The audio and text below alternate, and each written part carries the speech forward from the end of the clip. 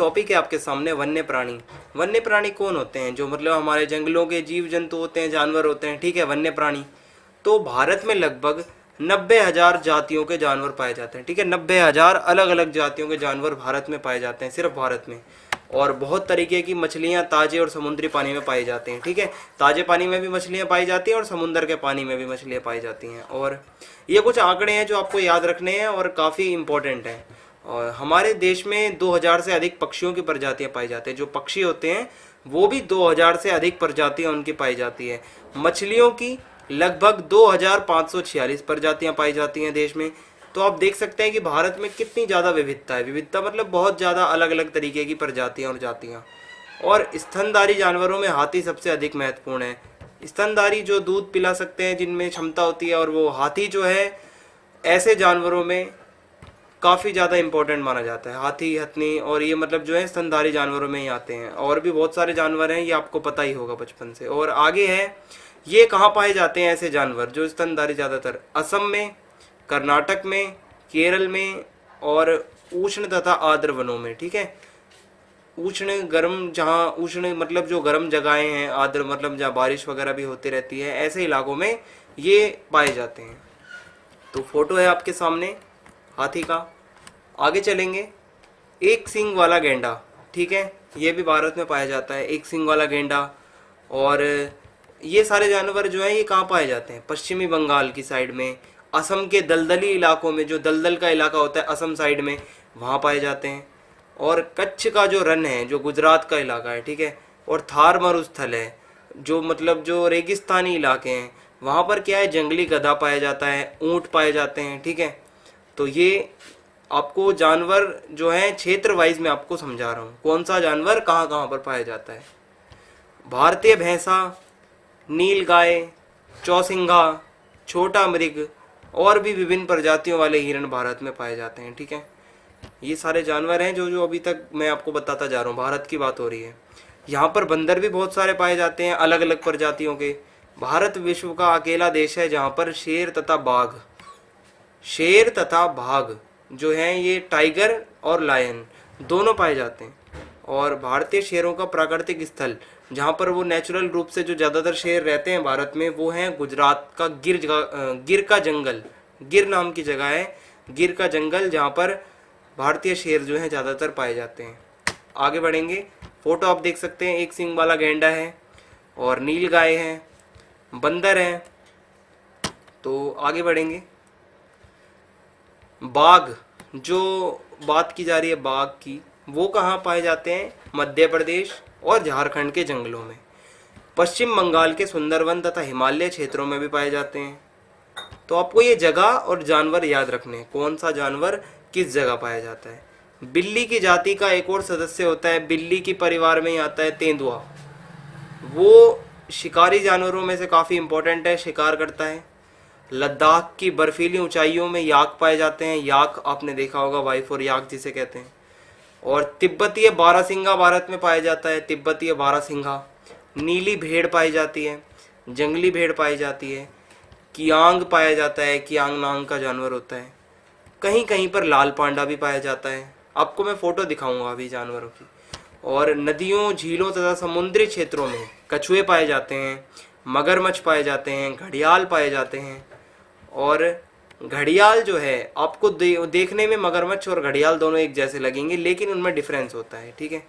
और घड़ियाल जो है ये सिर्फ और सिर्फ पूरी दुनिया में सिर्फ भारत में पाया जाता है। मगरमच्छ तो बहुत सारे देशों में होते हैं, पर घड़ियाल जो है वो भारत में ही पाया जाता है।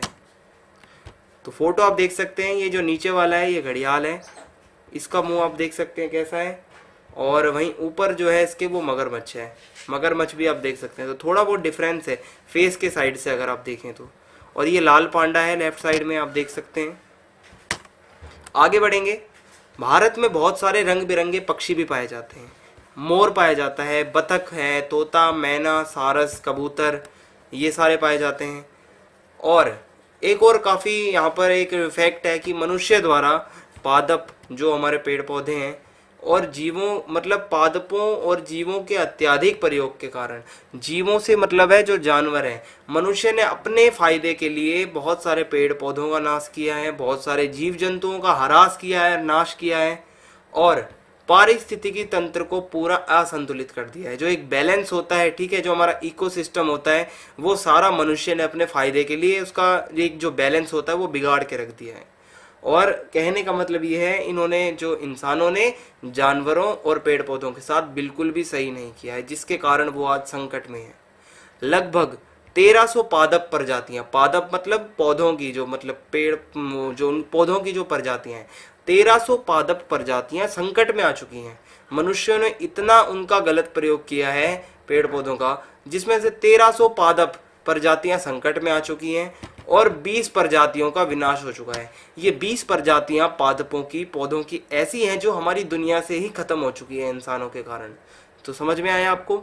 अब आगे है, हमारे जो भारत देश ने क्या किया है कि देश की पादप और जीव संपत्ति, जो पेड़ पौधे हैं और जो जीव जंतु हैं, उनकी सुरक्षा के लिए सरकार ने बहुत सारे कदम उठाए हैं। जो हमारी भारत सरकार है, उन्होंने बहुत सारे कदम उठाए हैं पेड़ पौधों को और जीव जंतुओं को सुरक्षा प्रदान करने के लिए।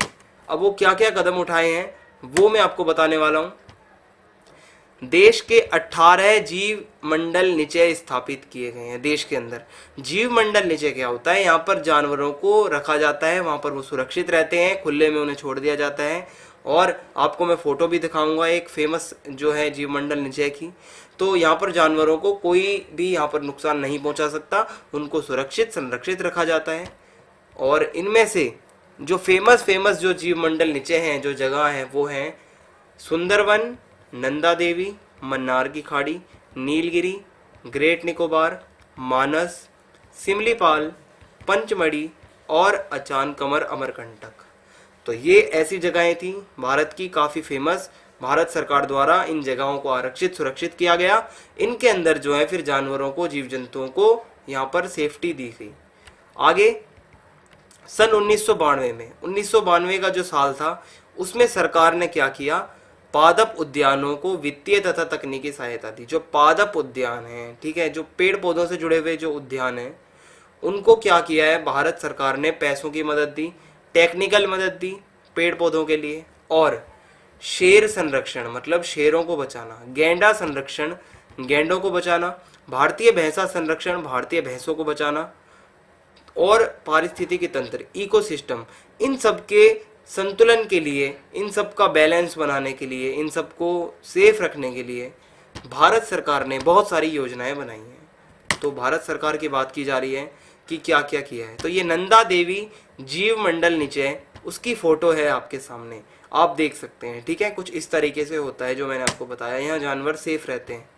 और 103 नेशनल पार्क हैं, यहाँ भी जानवरों को रखा जाता है। नेशनल पार्क हैं, जानवर सेफ रहते हैं।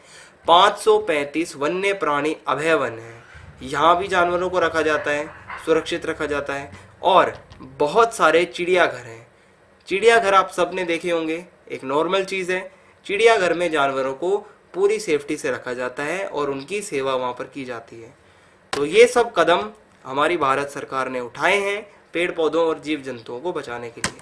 इसी के साथ हमारा ये अध्याय यहाँ पर समाप्त हो